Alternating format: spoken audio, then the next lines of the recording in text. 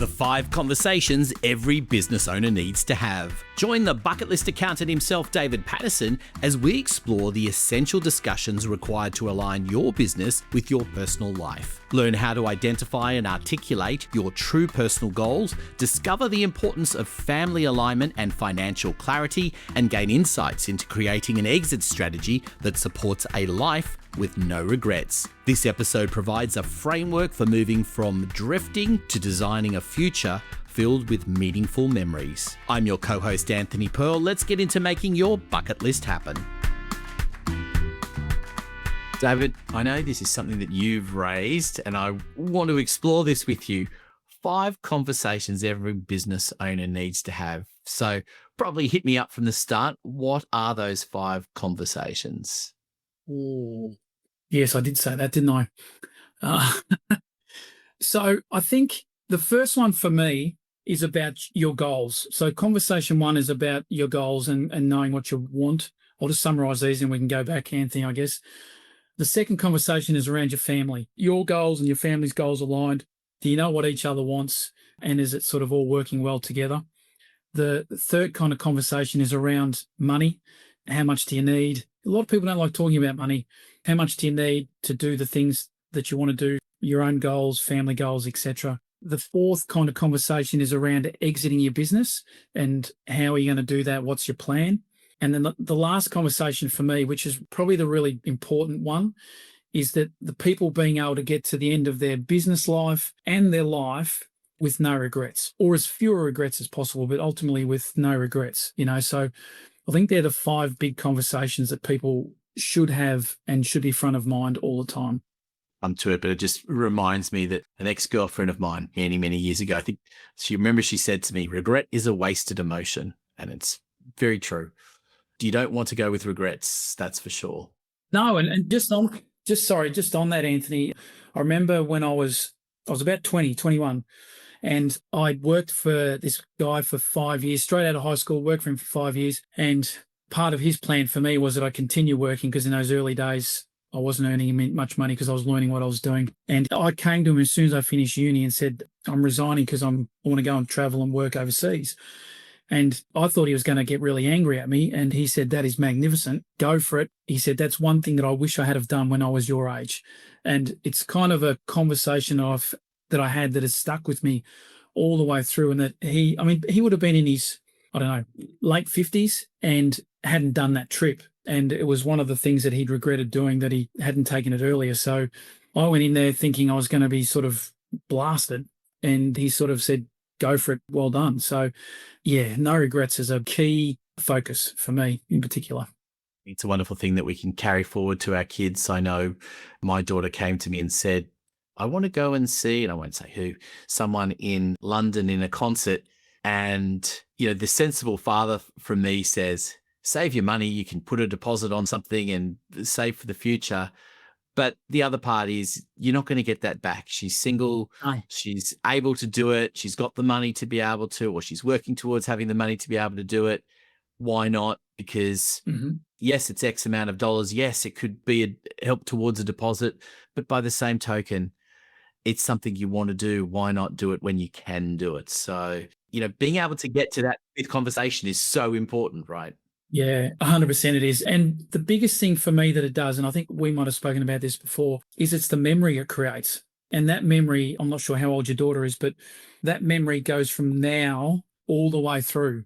She'll talk about that. Something will come up in conversation in 20 years' time, and she'll say, when I was whatever age, I went over to London and I saw this person perform, and it just creates the memory. I talk about stuff that I was doing back when I was 22, 23, 24 overseas, and it comes back to you as fresh as if it was last week. I wish it was last week, but the memories are phenomenal, and that's one of the important things about doing these things when you can at the early age, because of those memories that they create. So seeing the importance of that 5th conversation, let's go back to the beginning, to the first conversation. Yep. So how do you start that?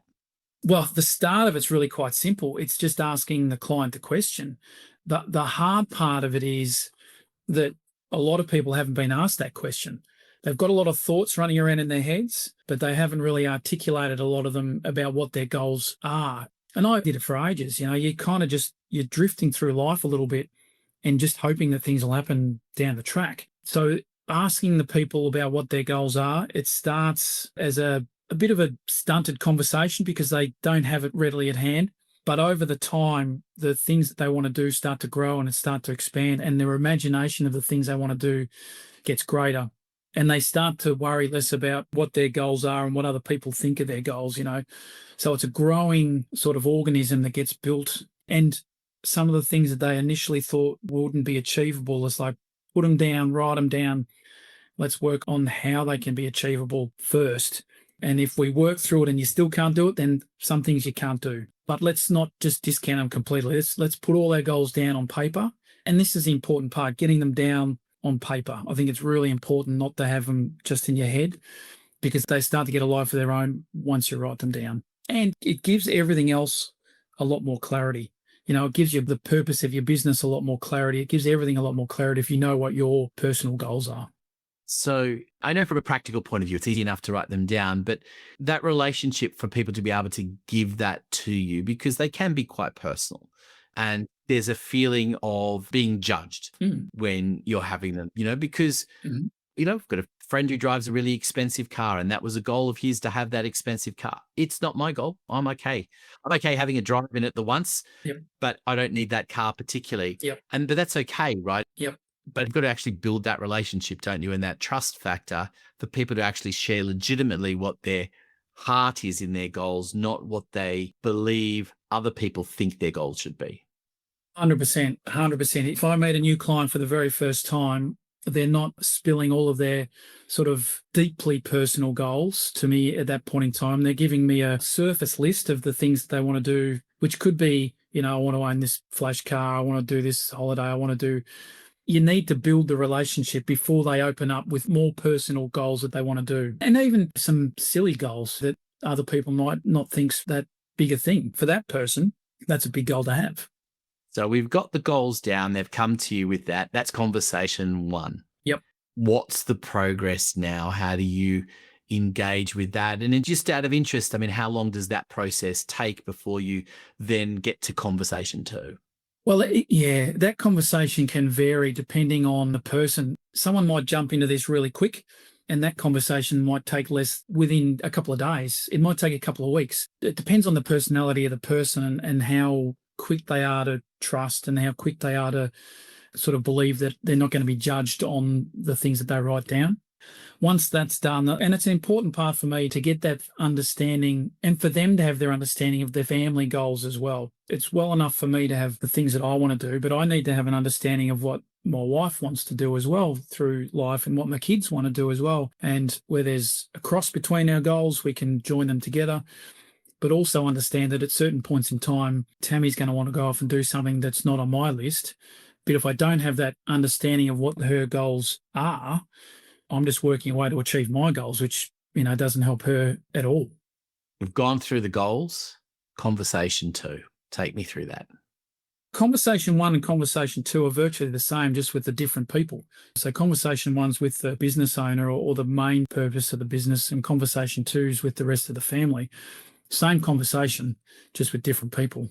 And for me, it's important to understand what both lots of goals are so that as we're working through the business and working through the improvement in the business and getting the business in a position to achieve the goals, if I only know one lot of goals, what we're doing in the business could be detrimental to the other goals. And having those shared goals as well also helps create the interest in the business from everyone because they know that the business performance is going to help them all achieve their goals. This podcast is brought to you by bucketlistacounting.com.au. Speak to David Patterson and his team if you want to take better control of your life and business, helping small business owners like you be successful designing the life of your dreams. Go to bucketlistacounting.com.au or check out the show notes for more information. Now back to the program.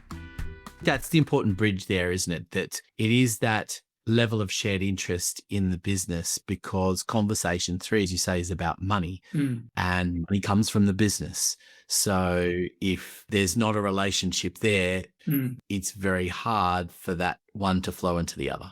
Absolutely. And it also gives you a sense of understanding if there's periods of time where the business owner has to spend more time in the business doing work or whatever, because they know that the reason they're doing this is so that we as a family or individuals or whatever, we're able to do these other things and understand that there's a sacrifice that sometimes has to be made for a period of time to be able to achieve the goals. And if there's this shared understanding, there's a more of an understanding behind that sense that every now and then there's a little bit of additional time has to be spent in the business to make sure it is doing what it needs to do.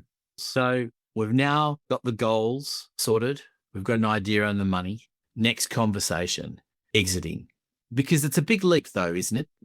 It's an important conversation, but how early is that conversation needs to be had, given that it's about exiting? And some of the businesses that I imagine that you're talking to might have people there, might be in their 30s, their 40s, even in their 50s. And the idea of exiting, and potentially if that means retiring, exiting doesn't have to mean retiring, No. but that could feel like it's a long way away. So how important is that conversation to have early on, and what does that look like? I think it's important to start the conversation early on just to get a feel for what the expectation or the idea of the business owner is, and fitting around some of their goals as well, some of their bigger goals, to make sure that the exit strategy is in place so that, they have the time and their money to be able to do some of these things. But I've seen a lot of businesses that just assume that at some point in time they're going to be able to sell their business for enough money to be able to retire, which there's just no planning there. So you need to be sort of working towards this almost from day one, I think. Not as much in the early days, but you still need to be building these things in so that the business can be sale ready sort of at a point in time, because there's an opportunity that pops up along the way and you're not ready for it. It could be the opportunity of a lifetime, but if you haven't worked on the business and built it in a way that can be sold, you might miss out on a great opportunity. And there's also working on this so that you maximize the sale value, so that putting the things in place, and some of these things take a period of time to put in place, and just giving yourself the time to be able to get the business to a point where it's big enough and profitable enough that it'll give you the money that you need or would like to retire on. And part of knowing how much you need goes back to conversations 1 or 2, having an understanding of what your goals are and what it is you want to achieve in life gives you that feel of how much money you're going to need, and so what your business needs to be worth and everything else, so that you can do those things. One of the big conversations that accountants and financial planners will have with people, or one of the biggest questions they ask is, how much money do I need to retire? Impossible to answer, because you need to know, what do you want to do? What do you want to do in retirement? And not even retirement, what do you want to do leading up to that? What are the things you want to do? How much are those things going to cost? Do you want steak 7 nights a week? Do you want sausages? What's your lifestyle? What sort of things do you want to do? So the 3 kind of working together, or the 4 kind of working together to create a life that you can achieve and not just hope for. I think that's so important. And I want to go back to a point I made a little bit before with this, is in regards to exiting. Exiting doesn't have to mean retiring. Exiting can be a means to an end, to achieving more of those earlier goals. You might realize that the business is only going to be worth so much at what any given point you might sell it. So if it's not bringing you the joy, if it's not bringing you the possibilities, if it's not bringing you the opportunity to reach the levels you want, then it may be we need an exit strategy that might be sooner than 20 years down the track when you're ready to retire. Yes. And look at what the next steps might be from there, so that exiting conversation isn't always about retirement. No, and one of the things that I'm trying to steer away from is the word retirement. I think the word retirement has, in my mind, it's a negative connotation. It's not retirement, it's just the next phase of life. So you're doing these things because a lot of people say, I'll do that when I retire. I'll do this when I retire. I think we need to get rid of that word and just have them as different phases of life. And so they can kind of merge in together a little bit more, so you can still do some of the things you want to do while you're working, but then the sale or the transfer of your business helps fund that next phase of your life. So now we come back to the conversation that we sort of started this with, but is the end conversation, is living with no regrets. So How easy is it to have that kind of a conversation? And when do you have that conversation? Because based on what we've just been saying, that is almost an ongoing one that you want to have. Absolutely. It's a continual one. And these things change over time. There's no doubt about it. But just having a clear understanding of what your goals are and being prepared to work towards them, and don't just hope that they happen, work towards making them happen. And I keep saying to the end, but past selling your business and past doing all the things you want to do, when you're kind of sitting there, if you're sitting there having your last meal, if you could plan that, you want to be able to sit there and go, everything I wanted to do, I did.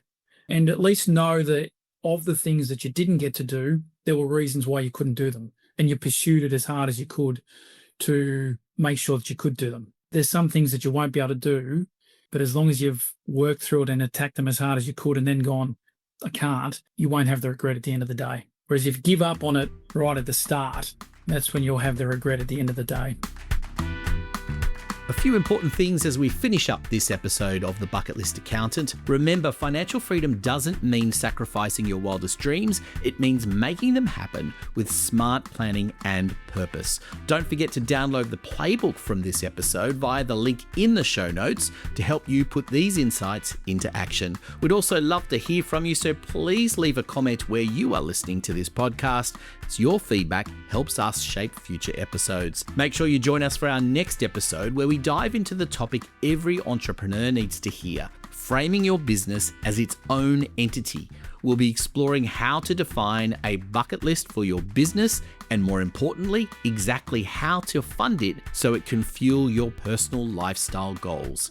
Connect with David Patterson on LinkedIn or via bucketlistakcountant.com.au to learn more about aligning your finances with your life goals. This podcast is produced by my team at podcastdoneforyou.com.au, giving voice to business leaders' brilliance. If you found value in today's episode, please like, share, and subscribe so you never miss a conversation. I'm Anthony Pearl. Until next time, keep making your bucket list happen.